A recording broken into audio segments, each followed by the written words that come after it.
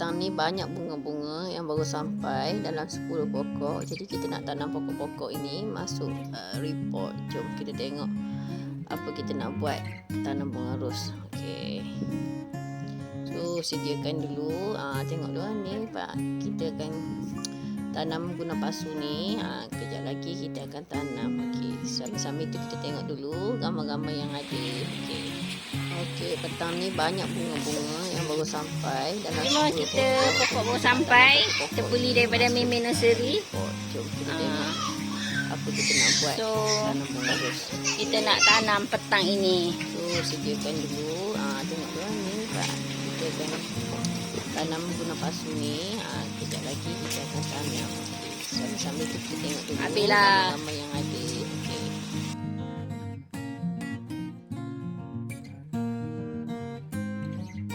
Tip yang Kak Min nak bagi adalah kita nak ambil tanah yang paling cantik, iaitu kita kena cari tempat yang banyak sangat tumbuh rumput-rumput hijau. So tanah dia memang cantik untuk tanam pokok. Okey.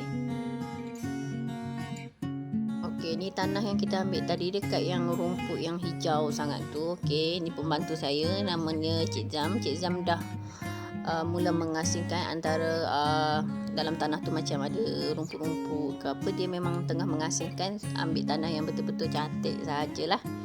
So kena buat dengan betul lah, okey, untuk dapatkan tanah yang terbaik. So tanah ni memang cantik betul, hitam betul lah tanah, ada baja okey.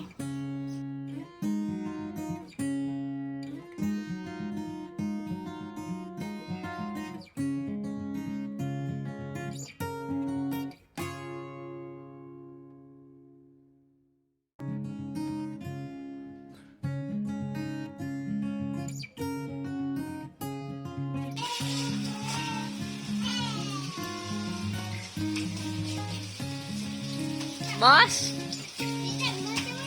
Bos.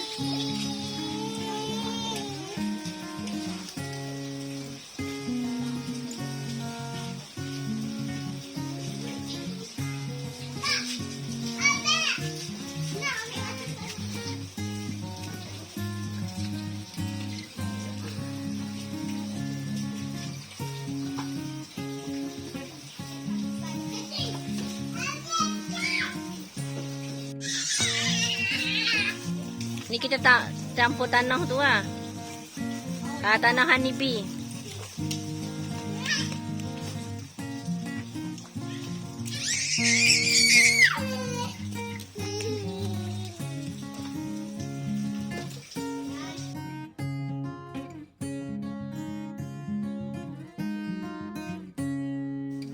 Jadi kita tambah lagi tanah hitam tu satu baldi.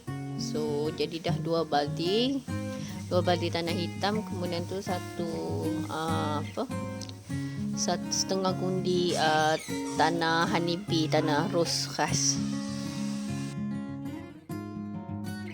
Okey, kemudian tu kita ambilkan tanah yang campur pasir. Okey, dekat rumah Kak Min ni memang banyak pasir. So kita ambil tanah yang campur pasir. Satu baldi dia punya nisbahnya. Okey, kita campurkan sekali.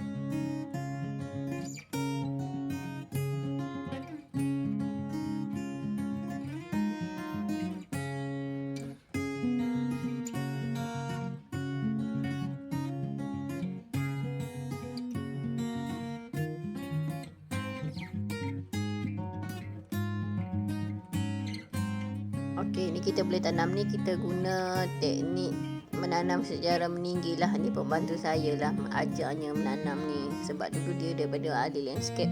Dia kata kalau tanam ros ni, dia nak tanam dengan ketinggian yang agak tinggi lah. Supaya kita tanah tu tak payahlah kita asyik-asyik nak tukar pasu supaya akar dia turun ke bawah. So pokok dia boleh besar dengan cepat lah. So tak ada masalah lah kalau macam 1 tahun pun 2 tahun pun tak apa, tak gantikan pasu atau tanah tu, sebab dia macam tanam teknik tinggi. Kalau tengok dia tanam lain sikit tekniknya memang tinggi betul tanah ni. Saya dah cakap dah, okey, tanah tu tak payah penuh sangat kan, nanti susah nak siram air. Tapi mantu saya cakap memang kena tanam macam ni lah. Kita tengoklah teknik dia tanam tanam bunga macam mana. Okey. So banyaklah yang kita belajar, banyak teknik lah daripada penerangan dia ni, supaya pokok ni akar dia akan turun ke bawah macam tu. So pokok kita akan lebih sihat, dan kita pun tak payah selalu macam letak-letak baja ke gembur-gembur. Memang dia cakap tak perlu. Kalau nak gembur kalau nak gembur tu juga biar tanah tu macam keras lah. So dia akan hentak-hentakkan lah juga. Tengok teknik dia so bolehlah kita belajar daripada dia. Okey, tambah lagi tanah. Tapi yang ni okey lah, sebab dia pasunya besar kan. Okey lah. So dia cakap tak payah letak baja apa dululah. Lain lah teknik dia yang macam kalau I tengok dekat ZT tu, lepas tanam dia letak baja terus. So dia cakap tak payah, sebab dalam tanah tu memang ada baja. So kita tak payah letak baja lagi lah. So kita tanam juga yang lain-lain. Malam ni memang ada banyak pokok, dalam 10 pokok ke pokok ros 10 pokok ester lagi, macam-macam pokok lah. Malam ni tanam malam lah, sebabnya tengah hari kita kerja kan. Okey, so kawan-kawan boleh tengoklah teknik, banyak teknik lah. Setengah ada honeybee, dia guna karbon kan, kertas kan, untuk menyiapkan mikrob. Kalau yang ini guna batu, sebab dia kata nanti akar dia kejap. So bolehlah guna mana-mana cara yang kita rasa nak guna, tak ada masalah. Okey.